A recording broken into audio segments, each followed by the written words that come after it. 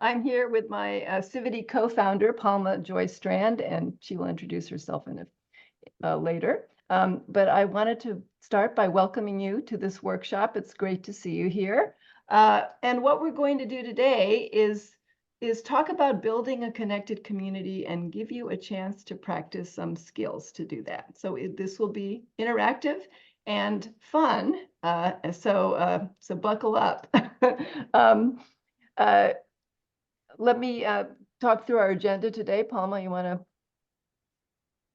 We had some issues with sharing, but I think that we're on board now.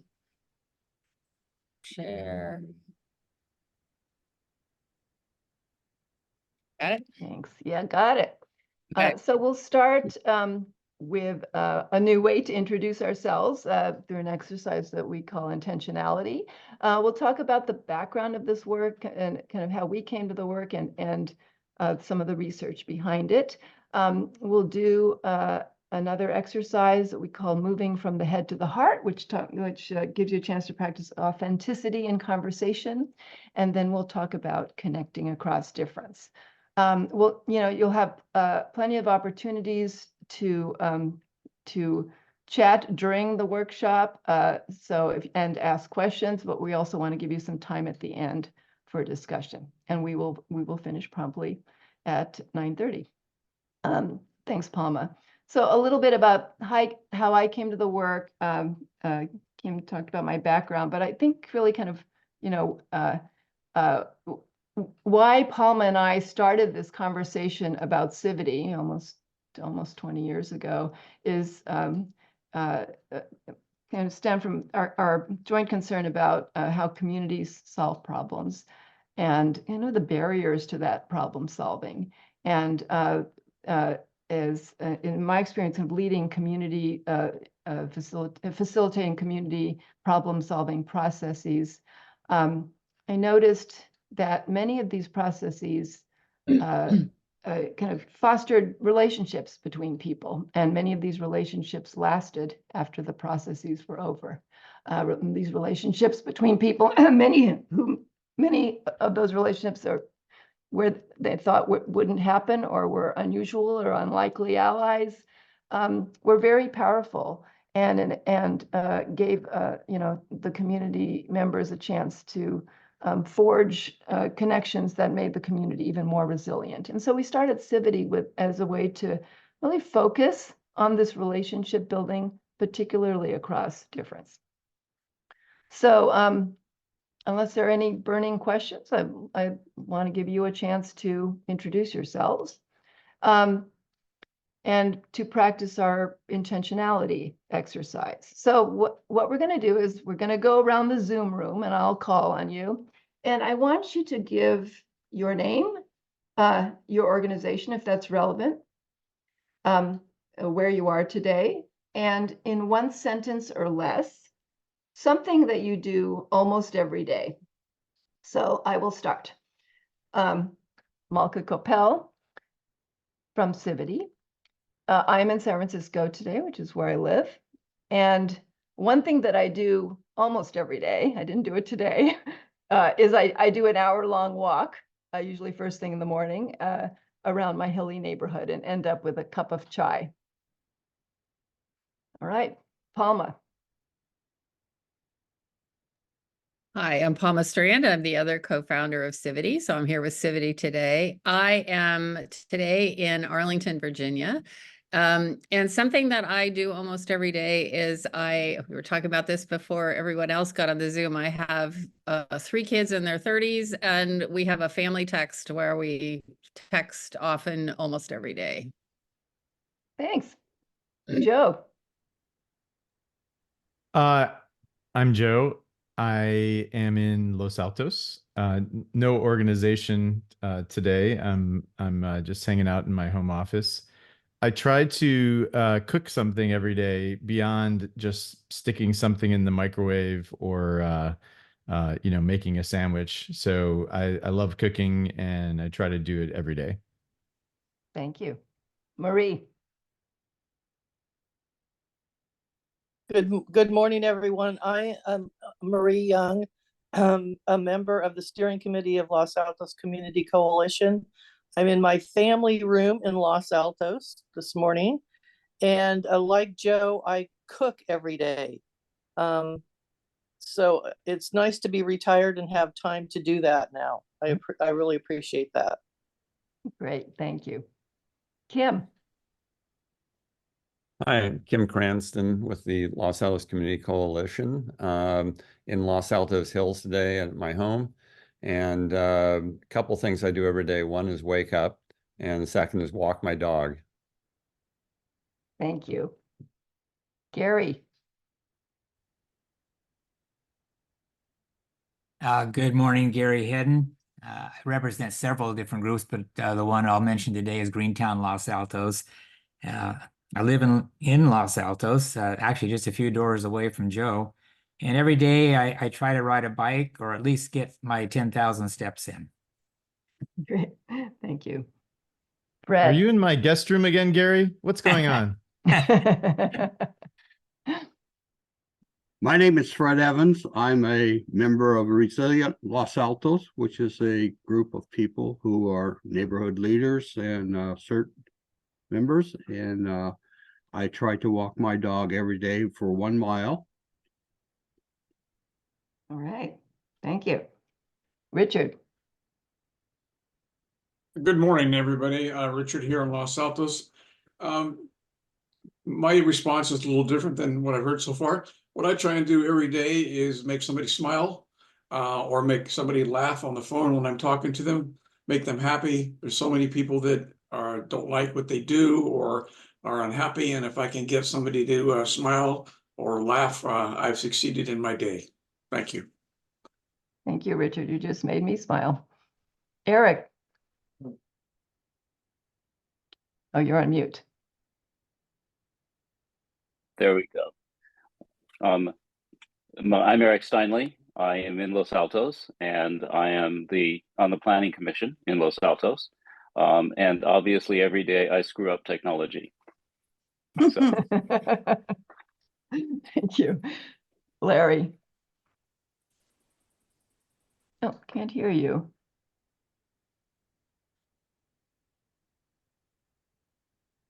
Todd, you appear to be unmuted. I think I'm muted. Can you hear me? Yes. Okay. Yes, go ahead. So I'm Larry Lang. I live here in Los Altos and I'm in my home office. And every day I like to listen to an audiobook while I read. And I find the better the audiobook is, the more steps I get. Right now I'm reading an autobiography, or not an autobiography, a biography of Sir Francis Drake. Oh, thank you. Penny. Hi, I'm Penny Lave. I live in Los Altos, but I spend a lot of time over on the coast, and I don't have a dog anymore, but I try to walk myself for an hour on the beach every day. Thank you. Susan. Hi, I'm Susan Mensinger. I'm also one of the members of the Planning Commission on this call, but not in an official capacity. Every day I try to do something active. Sometimes it's a walk in the hills with friends. Sometimes it's a like TRX class or some kind of exercise class, but that's kind of my usual routine, but not in the morning, usually in the afternoon. I don't do much in the morning, but read the paper. Thank you. And thank you all for doing that. Great to meet you. And we do this exercise for a couple of reasons. One is to get all the voices in the room, but also to illustrate one of the principles of what we're talking about, building a connected community, which is intentionality. That we'll talk more about this, but this is something that we all can do, is connect people, connect with each other and each other in our community. And it starts with wanting to do that. And so this exercise is actually the first step in connection. If you think of a conversation as a sharing of ideas, let's say I say something, you say something, I say something, you say something. And if you think of these ideas as along a scale, kind of a scale of intimacy from 1 to 10, let's say. If I am sharing something at the 1 level, like I wake up every day. I'm not really sharing much about myself. Sorry, Kim.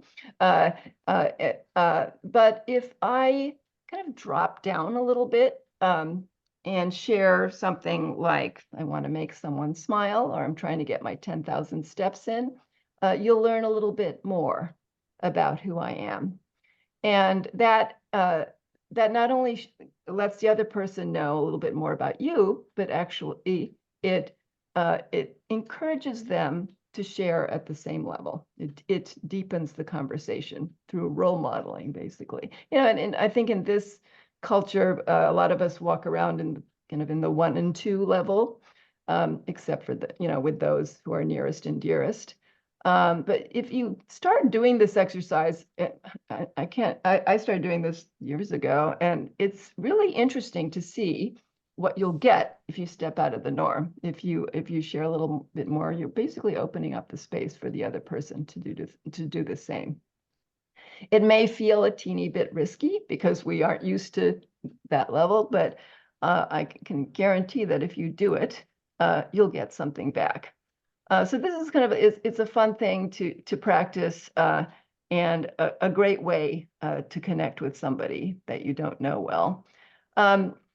This is something, this is not a hard science, so the levels are different in different cultures.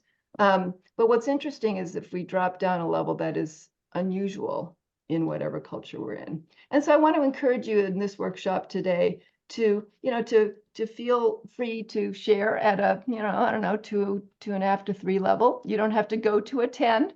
But feel free to take a little bit of a risk, and when you get a chance to have the conversations we're going to have later today, to share a little bit more of yourself. Is there anything that you'd like to add, Palma?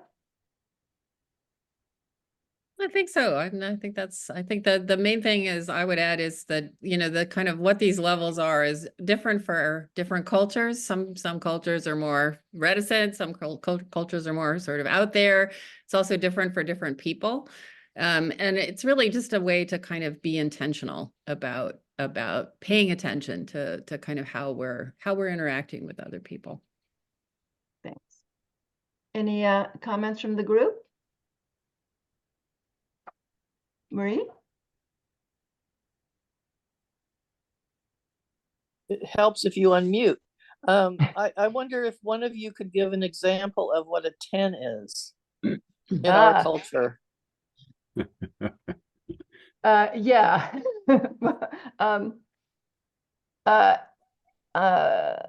I was actually going to give an example of what a little bit deeper than my earlier comment would be. Maybe so. Let me start with like a 3. So I started by saying that I walk around my neighborhood every morning, and I could continue by saying I started doing that during the pandemic. Because I really needed to get outside, and it was the only thing that we were allowed to do. And it made me feel better about what was going on in the world. A 10 would be, talking about crisis or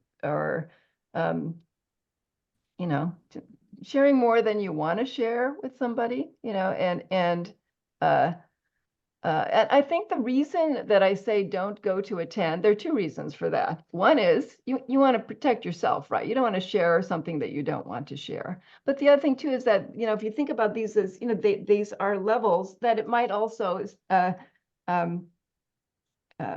it might alarm the other person because, we're all kind of used to the 1 and 2 level. So, what we are talking about, with connection, we are talking about changing the game a little bit with intention, bringing all of ourselves to a conversation with authenticity. And that is actually doing a lot, even though it might feel like a little. Does that help? Okay. Any other comments, questions? Sure. All right. I'm going to turn it over to Palma to tell us a little bit about the background of this work. Yeah. So I'm just going to few additional words of introduction. Kim introduced Malka, and just so you kind of know a little bit more about me, how I came to the work. Malka and I actually both came to this, what we think of as kind of heart relational work, from very head disciplines. Malka is a public policy person. I'm a lawyer by training. And I'm originally from the Bay Area, also went to Stanford. And then when I moved back to the East Coast, which is where I've been for a long time, and through a variety of things, my kids being in school, got very involved in community affairs, kind of like many of you all, most of that being in the schools.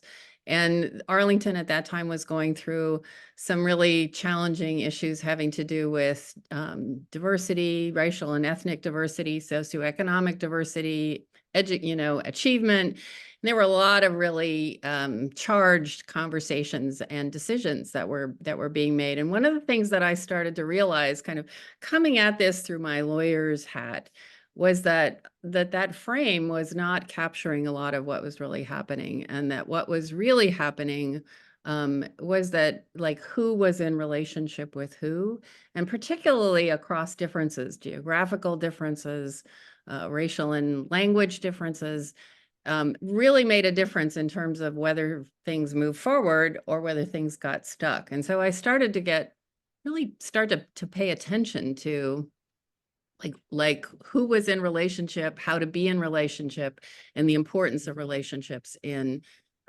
community decision making, and just sort of moving forward. And that's when Malka and I sort of connected to start the conversations that led to Civity. So that's a little bit more background on who I am.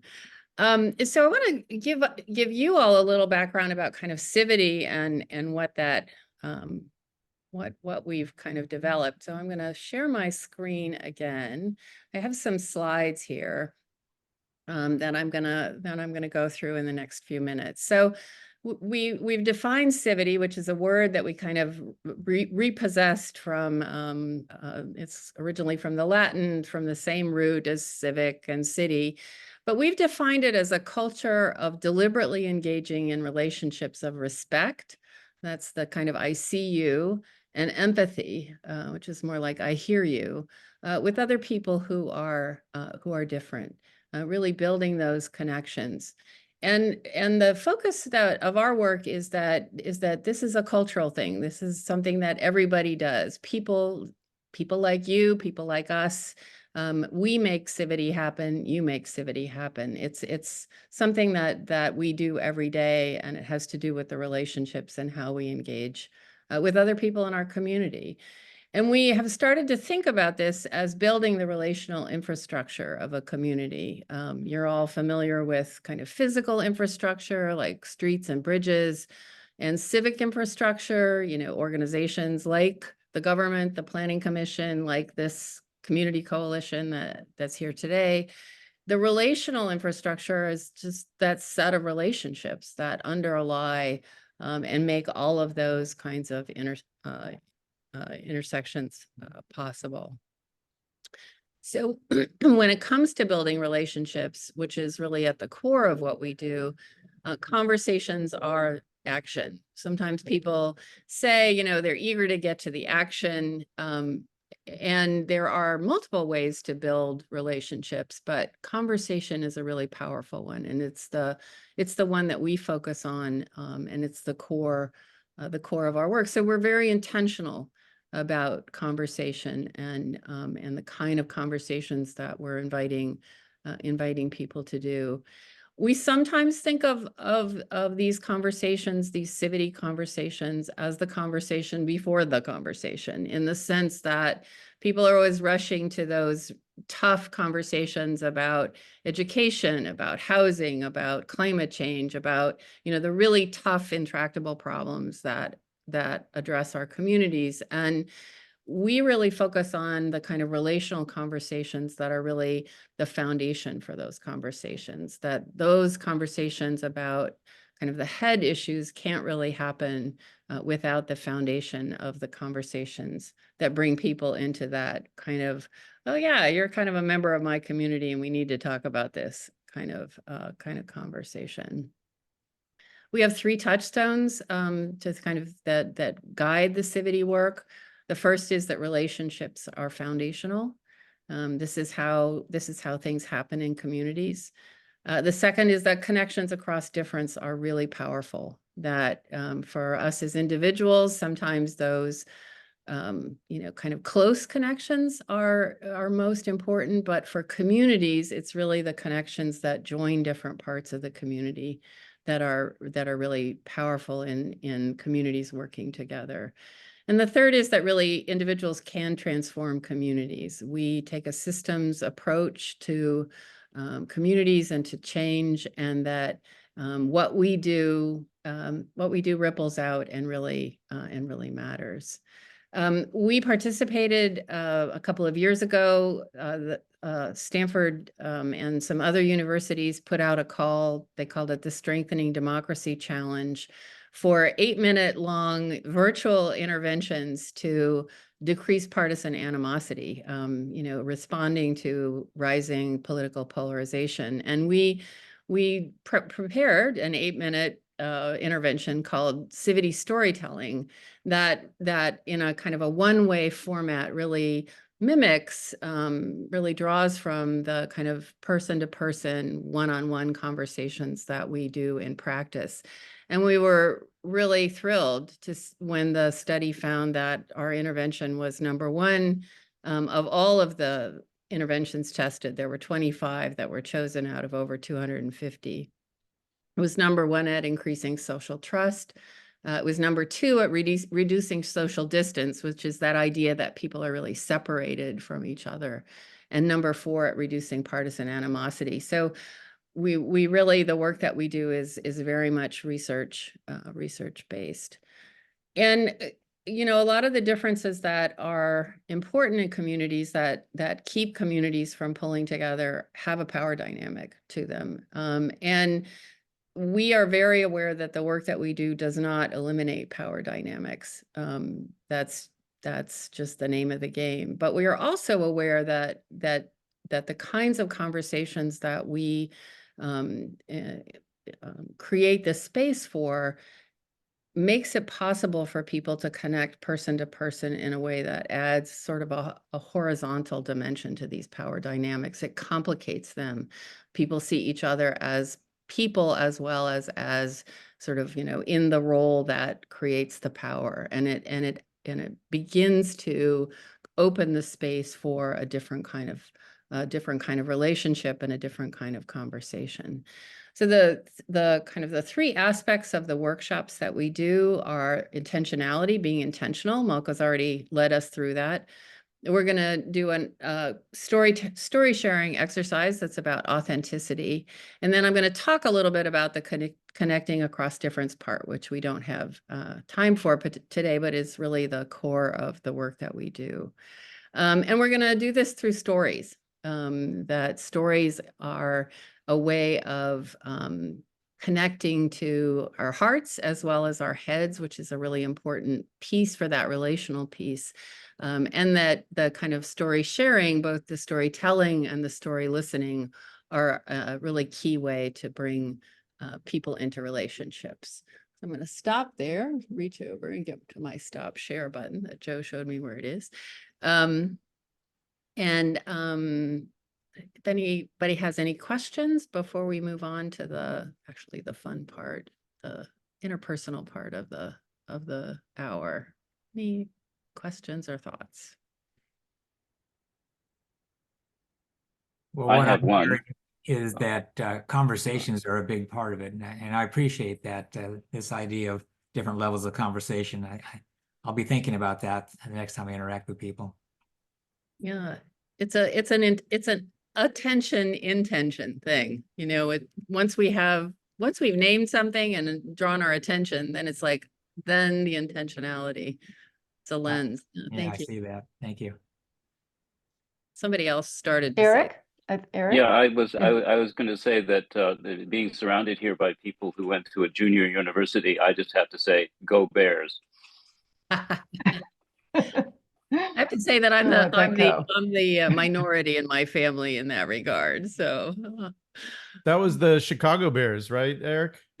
Yeah, right. I agree. Any bears?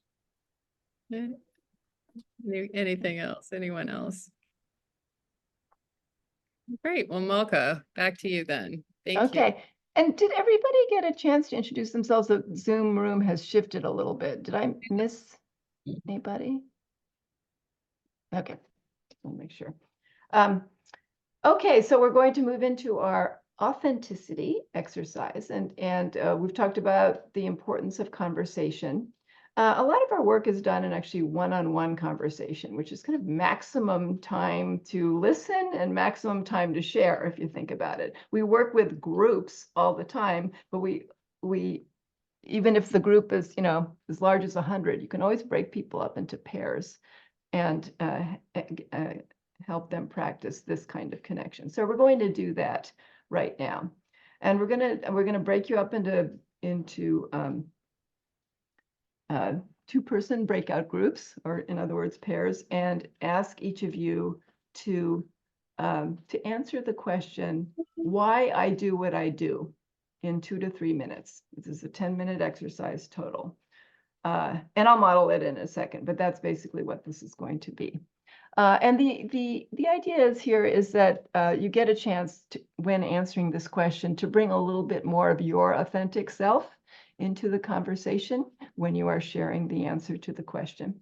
The role of the listener is also really important here. By listening to the person and having the person know it ahead of time that you are listening to them, you are opening up a space and giving them a gift to be listened to.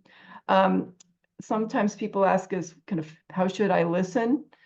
And, you know, we encourage you to kind of bring all of yourself to the listening mode too. That is, you know, although I encourage you to listen quietly, you don't have to listen with a blank slate. So, you know, you know, if as a listener, I you know, I can think about, wow, you know, that feels like me, or, oh wow, that I have this in common, or whoa, that's really different. So just as a listener, feel free to bring all of yourself to the listening space as well. So let me model how I would answer the question, why I do what I do, with a story. And it doesn't have to be like a beginning, middle, and end story, just kind of a personal reflection. There are, of course, no right answer to this question, but I would say that, you know, when I really think about why I do what I do, and when I first thought about this, I really had to think about it. Yeah, I would say that it goes back to my childhood. And I moved to the Bay. I grew up in Palo Alto, and we moved to the Bay Area in the 60s when I was very young. And I'm biracial. My mom is Indian, from India, and my father was a nice Jewish guy from the Bronx. And when we moved to Silicon Valley, there were very few Indians here. And I felt that my sisters and I were the only kind of Hindus around, really felt different from everybody. And I kind of started at an early age, you know, trying to connect to people. And, you know, I've always been, because I'm shy, I've always been quite an observant person. So I kind of sit and look at people, and a good listener, I think. So I started doing that, you know, and, you know, just kind of, you know, listening to people, and, you know, talking to people. And that was the way that I got connected and felt included. And it felt wonderful to be connected that way. And it felt very empowering. And it's fun, you know, so to this day, you know, my favorite thing to do is to sit down with one other person, usually over food, and talk and listen. So that is why I do what I do, because, you know, I wanted to give other people the gift and the power that I felt. So that's my story. It wasn't very long, what I encourage you to do after Palma puts you into the breakout groups is to take a few minutes to think about how you would answer that question. So and then one of you start. Let's say the person whose first name is closest to the beginning of the alphabet. And then, after 2 or 3 minutes, switch, and then we'll come back. And we'll send you a kind of reminder to switch in the middle in case you haven't. Are there any questions? Palma, are we ready? We are ready. Okay. Okay. See you in 10 minutes. Enjoy.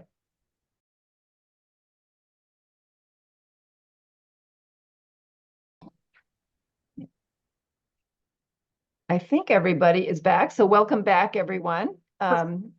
We have a few minutes to do a debrief. I'm going to start by saying, I know that you all know each other, but I am curious to hear kind of how, or if I should say, this kind of conversation was different. You don't have to share the stories there between you two, but how did it feel to do this? How did it feel to be the story sharer? How did it feel to be the listener? Go ahead, anyone. Well, I'll start. Mhm. I was with Susan, and I'm encouraged because she is Berkeley adjacent, I also know something now about Palma. So she spilled beans, but you are not Berkeley adjacent, but we'll let you Yes, I am actually. Oh, you are actually. Okay. Well, Tell that to my mother. I'm a second generation Berkeleyan, so I feel this both as a citizen and as a student. So that is a part of who and what I am.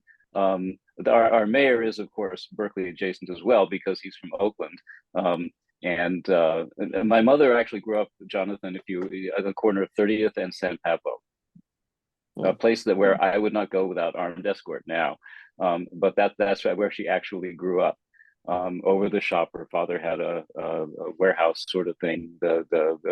He was a mover, so she grew up literally over the shop and escaped just as soon as she could. And then my father, and the rest is history, as they say. Anyway, I thought it was a very interesting conversation because Susan and I know each other, but we don't know each other that much. So we actually learned some things about each other, and but geographical as well as other connections were really quite interesting. So I enjoyed it. Yeah, Good to hear. I'm going to jump in here for a moment. As Eric mentioned, we're on the planning commission together, but we started both during COVID. So we actually did not have in-person meetings for Eric, till last year, right? Or this year? It's fairly recent. Yeah, this basically, yes. And so it is very funny where you don't have those usual, oh, let's chat before the meeting conversations or chat after the meeting. So it was a good exercise, and we've agreed we're going to get together again. Yes. Good. Anyone else? Just that it's Larry and then Marie. Go ahead. It's interesting. It's almost like how little time will it take before we find something in common? So Fred and I were together, and it turns out we were both bell heads, worked in the bell system in the past, and talking about fun memories from being in telephone central offices and stuff like that. But just the broader point is just that when you have these conversations, it's always fun to see how quickly you can land on some point of commonality. Yeah, we sometimes call these the common ground conversations, actually, even though that was not part of the instruction. It was just tell your story. It is, you're right. I mean, it is, we do have a lot of things in common. We also have a lot of things that are different from each other, which we'll talk about in a sec. Thank you. Marie. Well, I also enjoyed it very much. Joe and I were together, and even though we know each other and we're on the same steering committee together, I think we both learned something about each other that we didn't know before. And for Eric, while I did go to Stanford as an undergrad, I also was a Bruin for graduate school. I don't know if that counts as a bear thing, but it's been sort of difficult when they've played each other, you know, who to root for and all of that kind of stuff. But when they play sports together, but anyway, that's just part of who I am too, is, you know, and going to Los Angeles was kind of the first time I was out of the Bay Area. So there you go. Yeah. We use this question there, you know, there are lots of questions you can use for this conversation, but I like the why I do what I do question, because it's really hard to answer that without being personal, right? It's not a total, it's a kind of a connecting heart to the head question. But it's not totally like, let me tell you about my resume. It's, you know, it's, and so that's what I want to think about it. Any other thoughts from folks? Well, Kim and I both agreed that we do what we do because we enjoy it and we think it has some lasting value. But then if you think about it for even half a second, of course you do what you do because you enjoy it. Why would you do it if you didn't enjoy it? No, you're lucky then, I would say. Or very intentional. Maybe that's Yeah, it. when you retire, you get to do what you want to do. That's right. I've been retired for 10 years now, more. Jonathan? I really enjoyed the exercise, actually, and I didn't really think that I was going to. I was in a room with Richard, and I'm glad that I was. I've known him for a while now, but this is the first time I think we've ever really sat down and got to know one another. But thinking more broadly, it really is a great question. The people who are on this conference call right now, the Zoom conference right now, we all, I think, know each other to some extent, and we all have some fairly similar passions when it comes to civic involvement. But I could see where a small breakout room with people of very different backgrounds, of different of different backgrounds and different orientations could start to build bridges and understanding with a question like that. And I apologize, there's a lot of ambient noise in the back of me. There's a protest going on. No, there is not. Oh, really? Okay. No, there, can't hear it. Thank you. Yeah.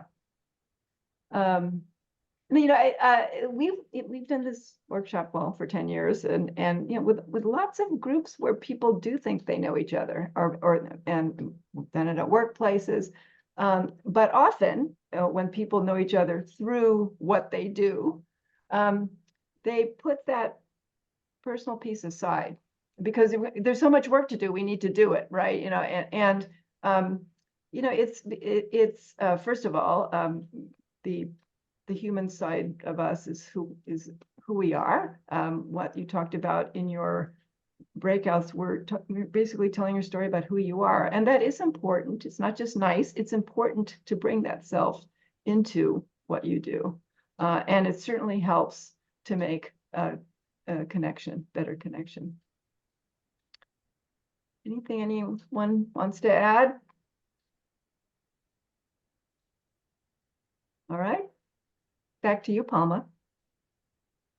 So I have a few more slides, and I'm going to go ahead and share. And I just want to kind of highlight the next part of the workshops that we do, which is the connecting across difference part. And we don't have time for it today, but we did want to give you just sort of a highlight of what it is that the core of it is telling another story, but focusing really on difference. And you know, there's a lot of, and you noticed this, several of you mentioned, you know, in your conversations, you're always looking for the similarities. And we do that we're sort of socialized to do that. And what we do in the connecting across difference is we really invite people to put a difference on the table and then tell a story about that. And we lead up to that in a variety of ways. The slide that you see is prairie grass. I've spent a lot of time in the Midwest, and prairie grass grows, and you see that what you see above the ground is actually less than what is below the ground. And so we use the prairie grass to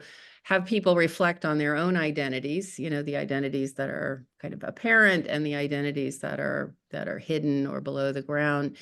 And then, you know, kind of share those with another person, and then identify a difference between the two and tell a story about it. We have other variations on that. Sometimes we invite people to reflect on a time that they did connect with somebody who was different. Most of us have had this experience. This is not new. It's just kind of highlighting it and being more intentional about it. When we're working with community groups, a lot of times we create a kind of a grid of like, what are the differences that keep people apart in your community? What you would expect: race, gender, gender identity, sometimes socioeconomics or geography, different occupations. There's different kind of fracturing lines in communities, and really then encourage people to go to those differences. And what we find is that when people put differences on the table and tell stories, they have exactly the same experience, which is that there's a lot of similarity even with people who are, you know, explicitly different, and that kind of reveals not only kind of who we are, but the complexity of other people. So I wanted to just, that's kind of the difference piece, kind of reiterate this idea that, you know, it's us, it's you that makes Civity happen.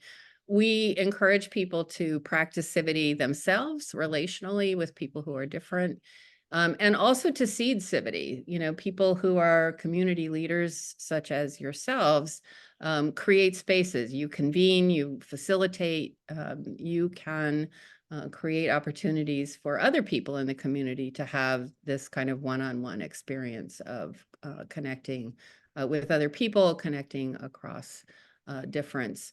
We have a lot of resources. On our website, the Civity storytelling intervention that I mentioned is, you know, available for people to use and to share.